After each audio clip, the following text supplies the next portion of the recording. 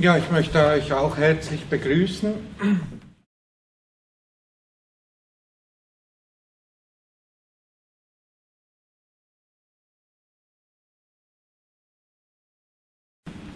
Viele von euch kenne ich, einige kennen mich auch.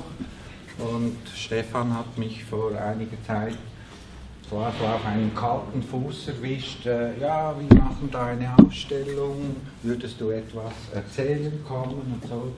Und wir sind ja zusammen da im Leitungsteam von Kunst und Vermittlung. Und das sind halt dann diese Liebesdienste, die man selbstverständlich macht. Aber man weiß ja eigentlich nie, auf was man sich einlässt.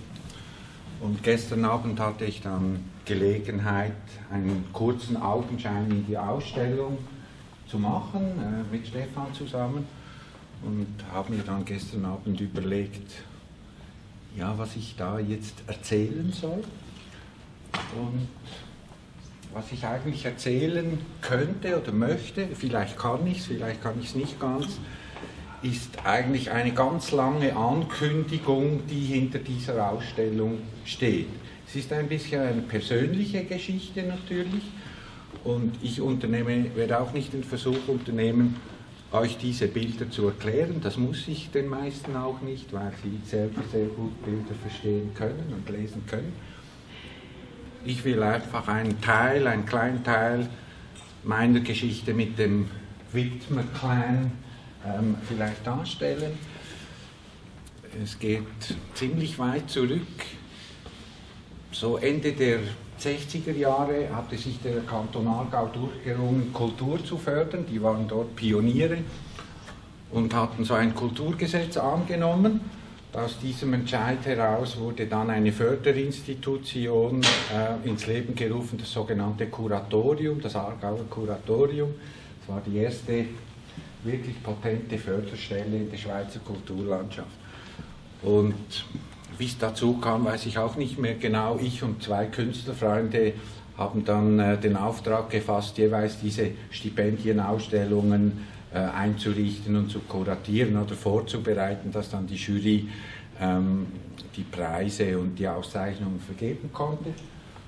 Und das Besondere an dieser Geschichte war, dass der Ort immer wechselte. Einmal war man in einer Turnhalle in Obersiggenthal und dann das nächste in einer Ballifabrik in Schöneberg. Und eine Station war dann eben das Technikum in Windisch. Sehr schöner Bau, Glas, Stahl, hat die Zeit sehr gut überdauert.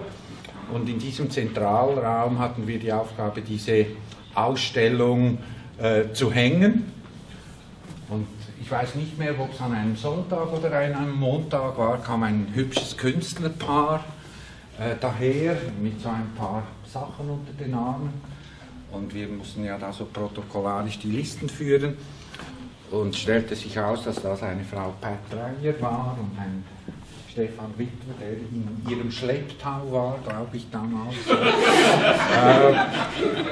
Naja, war schön anzusehen auch und so, man war ziemlich auffällig, man hatte sich gemerkt, was sind das für welche und so.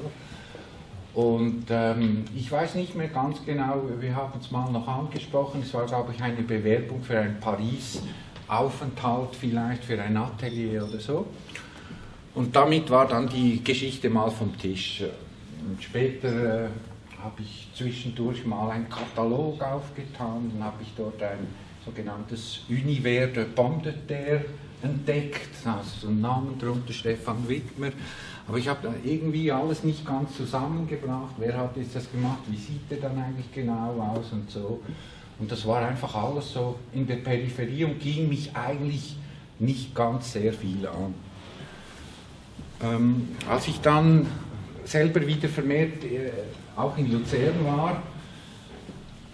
war das auch eine Zeit, wo Stefan Widmer als Kurator und Kunstorganisator und Eventmanager immer vermehrt in Erscheinung getreten ist. Man ging dann da in dieses Kunstpanorama und dann gab es wieder mal eine Ausstellung in San Francisco mit Kleinstwerken, die verpackt werden mussten. Und dann fiel mir aber dann auf, das war natürlich nicht nur der Stefan Widmer, weil da plötzlich so andere Leute auch noch kamen. Das waren auch Widmers und Dreiers. Das waren so hübsche Frauen, die da plötzlich in den Bars standen und einem ganz nonchalant die spanischen Nüsschen unterjubelte und den Orangensaft. Und eine hübsche wie der andere und so weiter. Auffällig, auffällig.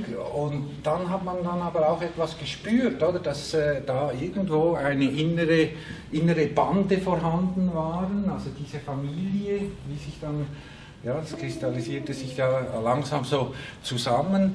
Die beeindruckte mich dann eigentlich immer mehr, weil ich hatte das Gefühl, die hatten eine ziemlich hohe Betriebstemperatur. Die gingen enorm liebevoll miteinander um und man merkte natürlich, dass da auch rege Austauschströme immer am Hin und Her gehen waren und so vertieften sich dann mit der Zeit ein bisschen die Kontakte und von einem gewissen Zeitpunkt an gab es dann immer diese Jahreskarte oder die Neujahrskarte, wenn man so sagen kann. Das war immer so eine tolle Farbfotografie und dort konnte man die Familie in einem Aggregatzustand, in einer Momentaufnahme anschauen. Und ich habe selber eben keine Kinder und meine Freundin hat dann diese Karten immer sehr genau angeschaut und hat gesagt, schau dir mal an, diese Familie, das ist wirklich ganz toll, schau, wie die miteinander, man spürt, dass sie sich wohlfühlen zusammen. Und man sah natürlich dann auch von Jahr zu Jahr, dass die Jungen des Clans langsam größer wurden, reifer, bestimmter, agiler vielleicht auch. Und naja, das setzte sich dann so um, dass plötzlich bei einer Mappendurchsicht für die Aufnahme in einen Studiengang plötzlich so ein Monster von einer Mappe da lag, rote Kreidestriche drauf, Galgen, Pistolen, so das ganze Seeräuberarsenal ist aus dieser Mappe rausgekommen und so. War wirklich schrecklich, aber schrecklich gut, intensiv und so. Und das war dann eben die erste, die auch zu uns ans Institut gekommen ist. An der haben wir heute extrem viel Freude. Sie bildet zusammen mit ihrer Partnerin das Kunstduo A und A, von dem man schon viel gehört hat und auch noch mehr hören wird.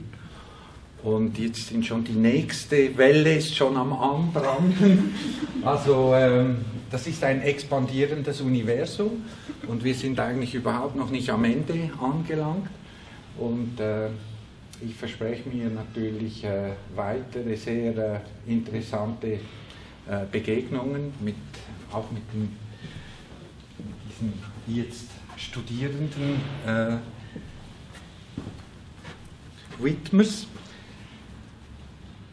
Es ist dann eben so gewesen, dass ich mir überlegt habe, ja, ist dann das eigentlich etwas ganz Besonderes, oder? Oder ist es einfach so, weil es heute anachronistisch ist, dass man so eine große Familie ist? Ich meine, früher gab es Holbein zum Beispiel, da gab es auch einen Jüngeren und einen Älteren und die haben auch zusammen gemalt und es gab den Thomas Mann, es gab ja ganz viele so Clans. Ich glaube, was mich wirklich jetzt an dieser Ausstellung begeistert hat, war ja dann auch die Idee, dass eigentlich die Bilder sich nicht zu erkennen geben in Bezug auf die Autorenschaft. Vielleicht sogar im Gegenteil wurde sehr viel Energie investiert, zu kaschieren, wer welche Teile gemalt hat. Also eigentlich so das Umkehrprinzip des Künstlergenius, das sich auszeichnet durch diesen Duktus, durch diese immerwährende und immer wieder erkennbare Handschriftlichkeit.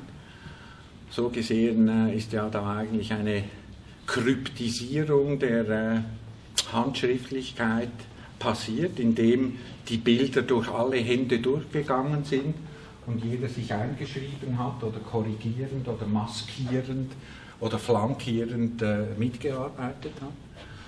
Und dieses Paradoxon das da eigentlich hergestellt wird, das kann man ja eigentlich auch in diesem Bild sehen hier. Da hat mich Stefan Widmer in einem kurzen Zwischengespräch darauf aufmerksam gemacht. Eigentlich ist ja die Maske etwas, das den darunterliegenden verhüllen sollte oder ihn anonymisiert oder tarnt.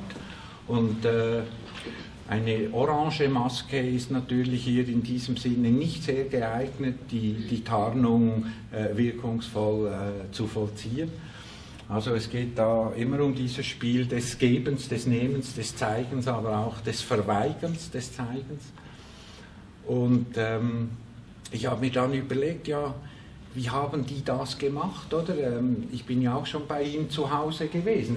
Es ist schon ein großes Haus, aber da sind viele Leute drin, da hat es die Pferde, der Ofen und es braucht ja alles Platz. Nicht?